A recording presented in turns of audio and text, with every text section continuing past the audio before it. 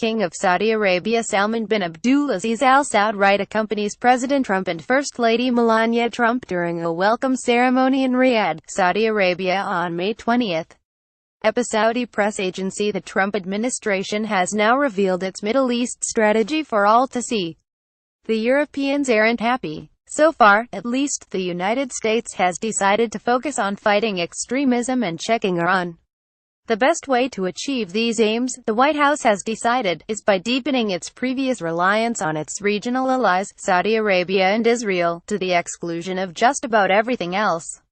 It should come as little surprise that both Riyadh and Tel Aviv are thrilled by the shift.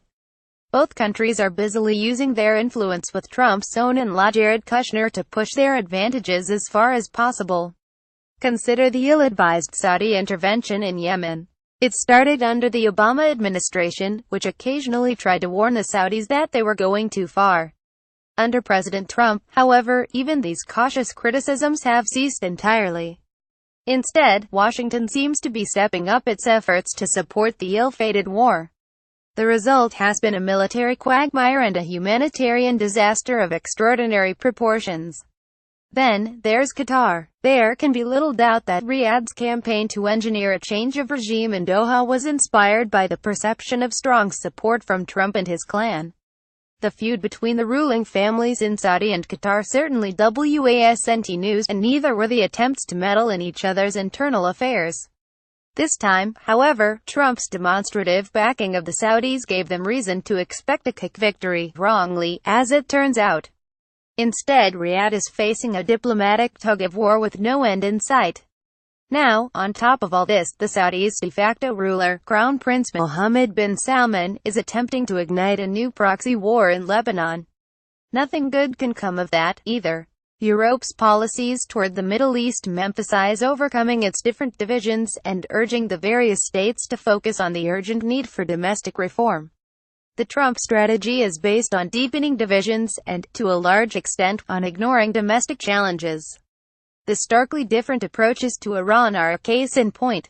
The nuclear deal solved a conflict that otherwise could have resulted in war, and opened the way to a policy of engagement that over time could expand room for maneuver on other issues. As the Europeans have argued, the best strategy for influencing Iran's behavior should be based on uniting the world and dividing Iran. The Trump administration is now trying to do the opposite by dividing the world and uniting Iran, and the effects are almost sure to be just as dismal as one would expect. Iran has a ballistic missile program that is rightly seen as threatening by its neighbors. But it is hardly alone in this. Israel's ballistic missile arsenal is likely to be far more sophisticated.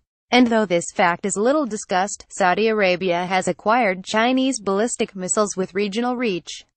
So, a regional approach to limiting ballistic missiles, while hardly guaranteed of success, appears far more realistic than one that targets just one of the countries in the region.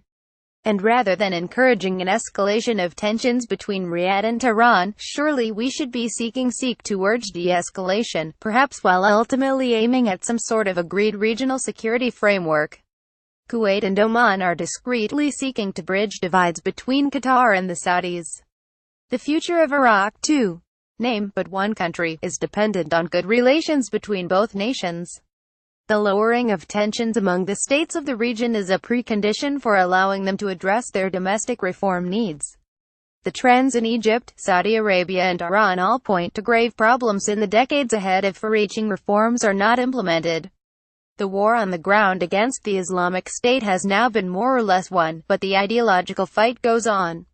Over the longer term, the threat of a massive extremist resurgence can be addressed only if the countries of the region meet the social and economic aspirations of their people. That, in turn, will assure governments of a degree of legitimacy that most of them currently lack. These are the real issues of the Middle East, entirely aside, of course, from the continuing need to ensure justice and peace by creating two states between Jordan and the Mediterranean.